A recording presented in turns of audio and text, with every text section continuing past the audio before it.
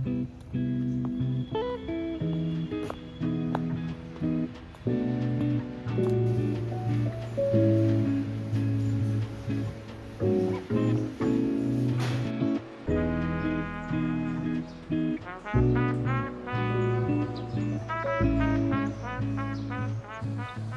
currently 2 a.m. and I cannot bring myself to sleep for the life of me. So here I am reviewing the books that I've read this month so far.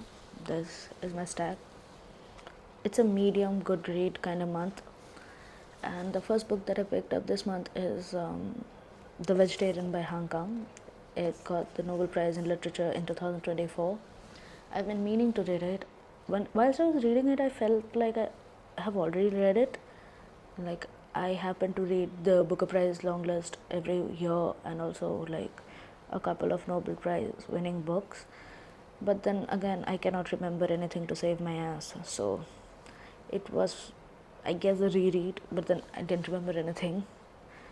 Coming back to the point, it's a very dark sort of a novel, revolves around childhood trauma and its themes, and the perils of being the firstborn, especially a firstborn daughter, the perils of being a woman in general, and the predicament that comes with taking your own decisions and sticking to them and upholding them. It kind of put me in a reading slump, not gonna lie. Like, not the book's fault, definitely not the book's fault, but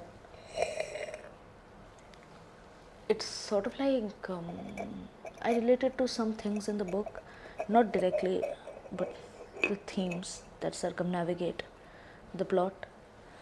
And I thought about this book. I finished reading this book in 2 days or 3 days max, but I thought about this book for a week straight. Like, inherently, those thoughts started becoming pessimistic, and eventually I had to pull myself out of that reading slump. So the next book that I read was Days at the Morisaki Bookshop by Satoshi Hagisawa. Now this book felt like reading an antithesis of The Vegetarian.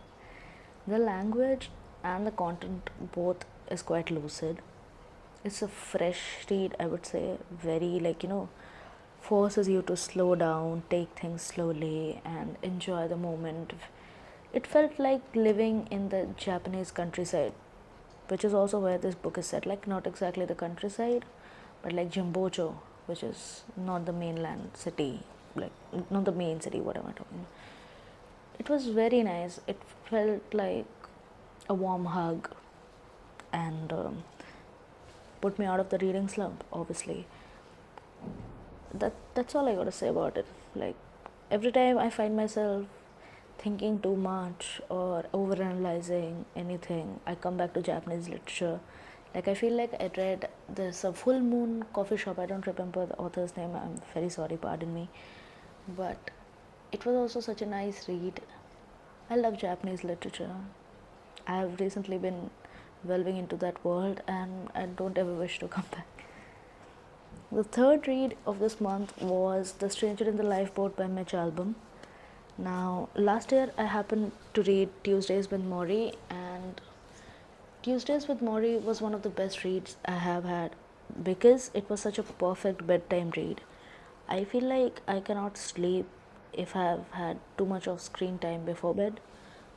And I used to read Tuesdays with Morrie on my laptop, but I still could go to sleep. That's how good that book was. And I this book, I wouldn't say kept me on my toes like The Stranger in the Lifeboat, but it was slightly more engaging than Tuesdays with Morrie. And Mitch Albom has a way of portraying the most basic, humane, simple emotions in a way that is so elaborate and feels so supernatural. I like, and it's not even like you can decipher what he's trying to say, you can comprehend it. Not too much wordplay, but emotional play. Is that a thing? I don't know. And yeah, that was quite something. And I loved every moment of this book. I enjoyed this book through and through. The last book, not the least maybe, for this month. What day is it? Is it 24th? Is it the 23rd? I don't care. And the last book, as of now, for this month that I've read is The Diary of a Space Traveler and Other Stories by Ray.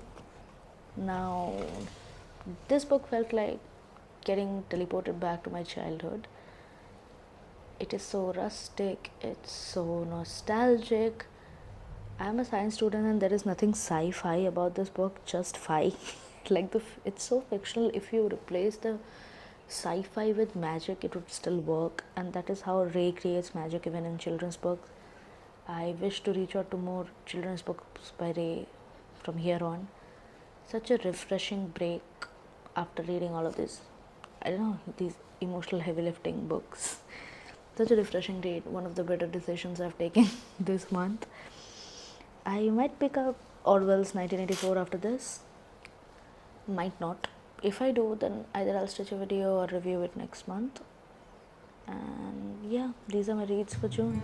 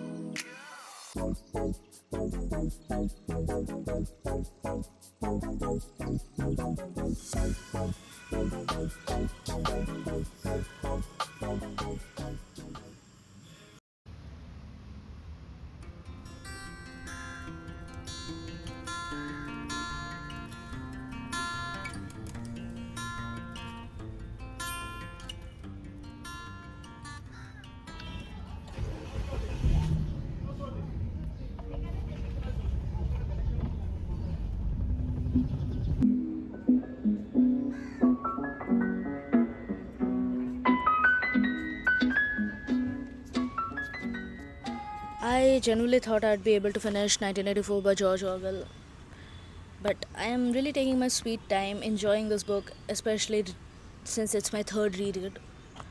It's good to remind oneself of the perils of living in a capitalist society from time to time. I don't think I'll be able to finish also because I'm going off to a family function tomorrow and there won't be much reading happening. I'm at a park, I'm sitting alone, thinking about what I'm doing, speaking to a camera. People think I'm crazy, but then I think people are crazy too, so it checks out. Apart from that, yeah, now how much time do I have? I have around an hour. I'll go off to a cafe and have a matcha or a summer drink. That's about it.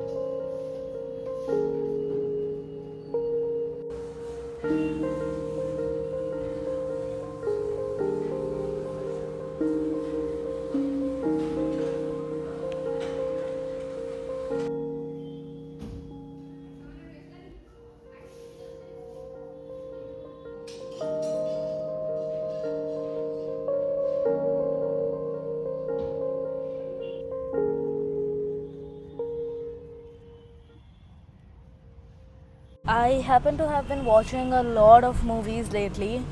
Now, the movies I watch are not quite cinephile-esque, if you know what that means.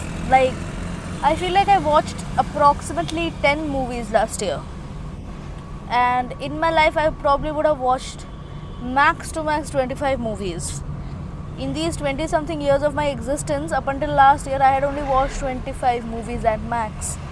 and this year I've watched 33 movies, and I am really getting into the spirit of watching movies again. I am not doing a lot of emotional heavy lifting again when it comes to watching movies.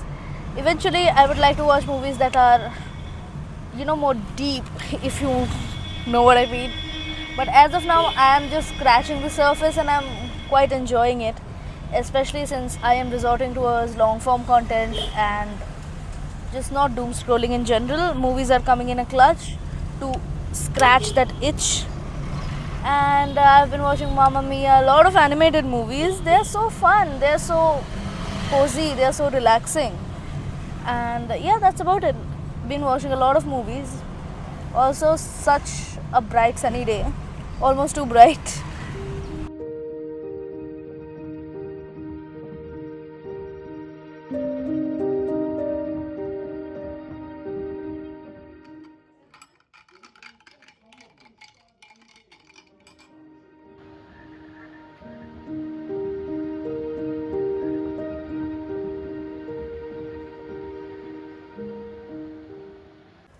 Hey June, don't make it bad. Take a sad month and make it better. I feel like I have always lived my life from June to June. Nothing particularly melancholic as such, but it's something that I am not very fond of either. But I'm trying to romanticize as much as I can. This June, I happen to be in my hometown for the rest of the month, and I would like to explore local cafes, make a lot of summery drinks, watch cliche summer movies, and document it as much as I can. I've been depriving myself of these experiences for the longest time ever solely because, well, let's just say I was busy. But now that I'm not busy and I'm unemployed, as unemployed as it gets, I'll try to document it. Let's see how it goes. Consider it a video journal, but then one thing about my journals, you cannot make any sense of it unless you get to the end of the journal, and then you still can't make any sense. We'll figure it out, we'll see about that. I'm excited.